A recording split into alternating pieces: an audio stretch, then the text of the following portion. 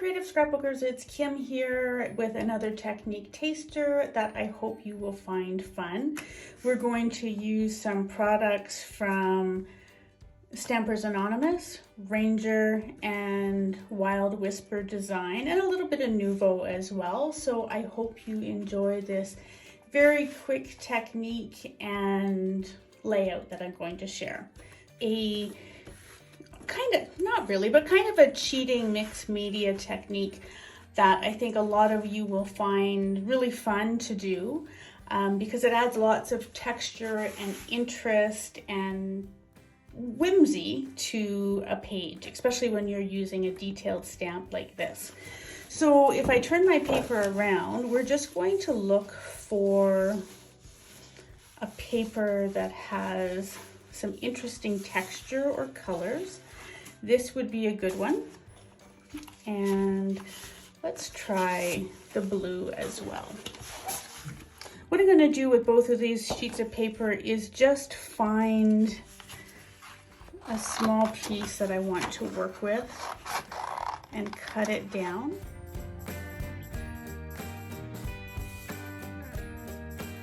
I'm going to pull out my stamping platform from Tonic, and I doctor mine up a little bit by putting a piece of acetate just in case I want to have a stamped image placed in a very specific spot. I can just stamp it, place it, lift, and then stamp.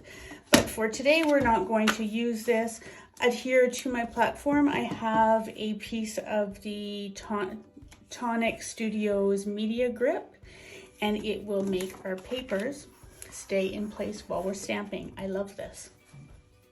So for this stamp, we're going to work with this dog and say I want his image right about there. And you might be thinking it's a really kind of a crazy color of paper to work with this, but just go with me on it. So I'll press him down.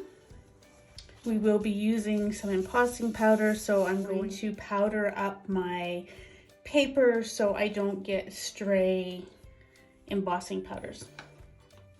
So one of the things that I like to do is to use Distress Oxide.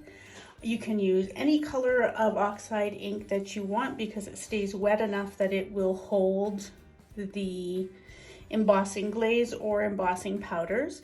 And then I like to use a complementary color to the paper that I'm using. And it gives an interesting depth of color to your glaze when you have a brown or black or darker color underneath of it. So that's what we're going to do here.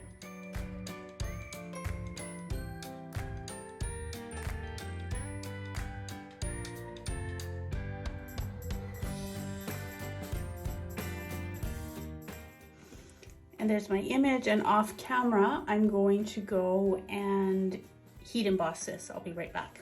Here is my stamped embossed image.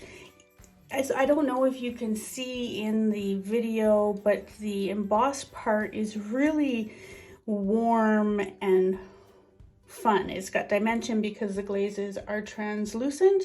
So let's try one more.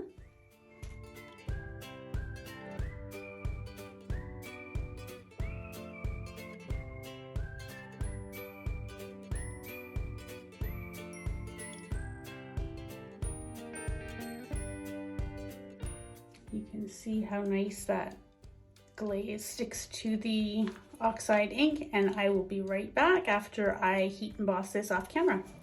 Okay, so here is our embossed dog. Again, lots of fun texture and color because we've used this crazy blue paper for a dog. And if you can see how that embossing glaze just lets you see the brown, but it also gives like this really fun hue to it. I really love doing this.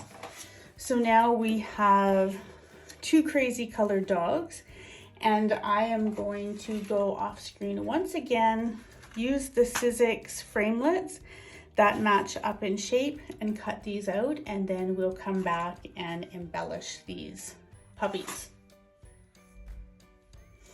Okay, through the magic of video, I have cut these out with the die cuts and you will see that they just come out beautifully. And because the Wild Whisper paper is a nice thick paper, they've got some nice weight to them. So next what I'll use is the Dylusions paint pens, and we'll just shake these up.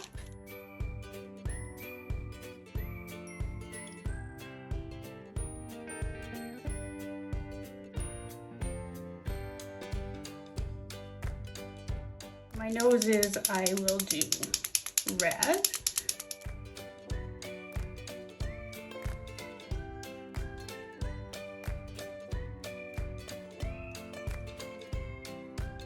Nuvo glow drops, what I've done is just put a little bit where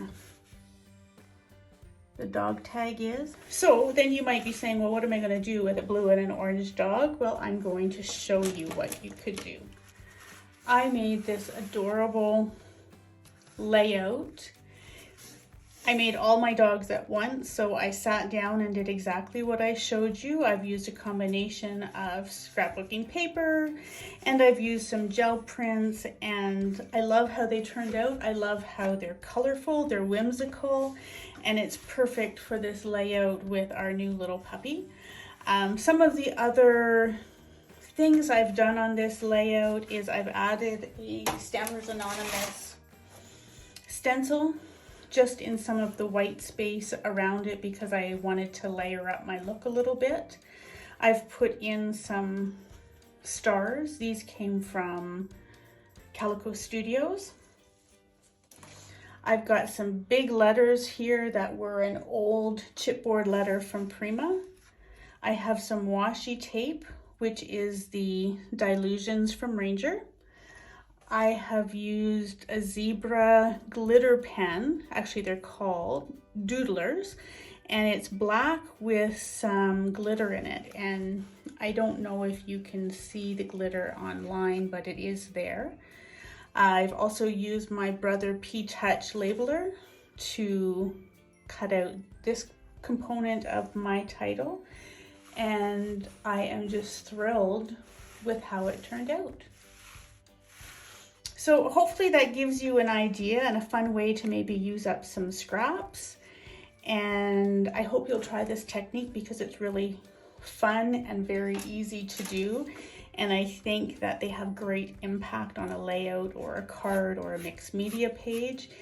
And it doesn't have to be a whimsical stamp. You can do this technique with flowers, fish, anything that you can think of. I think that it would work very well with. If you have any questions, you can just comment below and we will try to get back to you.